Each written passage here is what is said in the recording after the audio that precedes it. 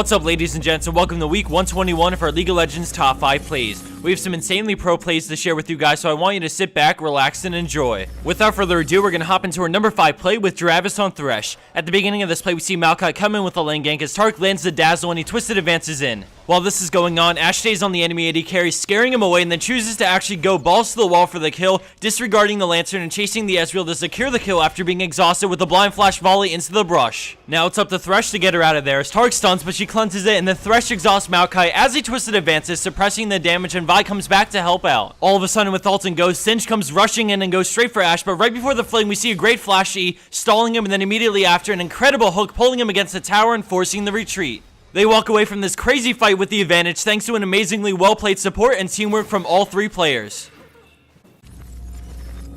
At our number 4 play, we have Columbus on Twisted Fate. For some backstory, we see Nocturne just pushed out top lane in this very close game, and right before his recall, the enemy team catches him for the kill and then immediately transitions to Baron. Red team backs out of the jungle, not wanting any part of a 4v5. As the enemy team sits on Baron, we see TF's ultimate start up as we see he ran down mid lane to get into range for his ultimate to place him right next to his creep wave. Blue team secures Baron and they start to recall, but then Ezreal stops Xin and Alistar with an Iceborne auto attack, and then he actually decides to Arcane Shift and stop Lee Sin last second before he recalls. He immediately gets vaporized, but this bought more time for Columbus to keep on pushing the base as we go back to him and see he has begun taking on the Nexus. Keep in mind, 5 players are recalling currently to stop this one Twisted Fate from winning the game. Out of nowhere, Alistar comes in and he flashes a WQ combo, also dodging Lee Sin's Sonic Wave, but he gets exhausted and kicked back as he runs in and finishes it off with a final Lichbane auto attack to win the game.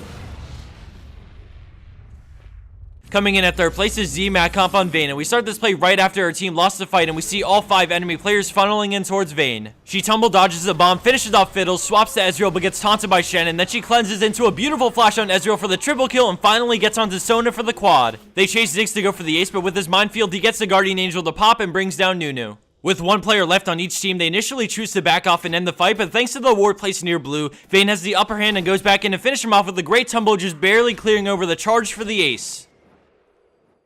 Landing a spot at our number 2 play is PG and Nova on Lee Sin. At the beginning of this play, we see Malphite in trouble as Lee Sin lands a Q and waits for Ahri to use her dash before going in and landing the triple slow and killing her as she dashes away. After the taunt, he pursues Shen and then decides to back out using the movement speed from Blade of the Ruined King, but he's surrounded and gets stunned by Riven, dropping solo, but he gets the ward jump over the wall into an immediate Sonic Wave resonating strike combo and Shen for his second kill. Thanks to the health potions, he barely survives, and then Italy goes for the spear, but he flashes over it perfectly, getting hit once before ward jumping back over the wall, absorbing Varus' auto attack in the meantime and avoiding death. Despite their chase, he escapes the enemy team with 2 kills thanks to an outstandingly well-played Lee Sin.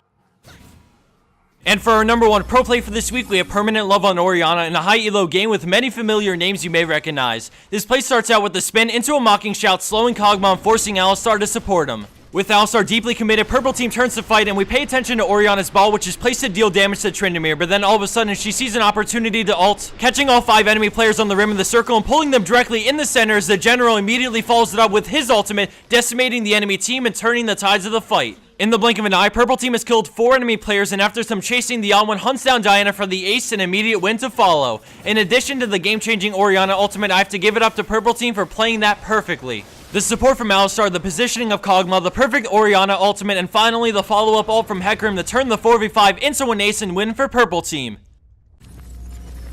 And for the bonus clip of the week, we have AZ and Natsu and Ezreal, who picks up quite a lot of kills considering he didn't do a single thing throughout this fight. Just as a heads up to everyone, heading out to PAX East in a couple of weeks, Brandon and I will be heading over there and doing a fan meetup as well as playing some games with people, so if you're going, look out for us either at the Machinima or Alienware booths. Thanks for watching, everyone. I hope you enjoyed this episode, and as always, have a wonderful weekend.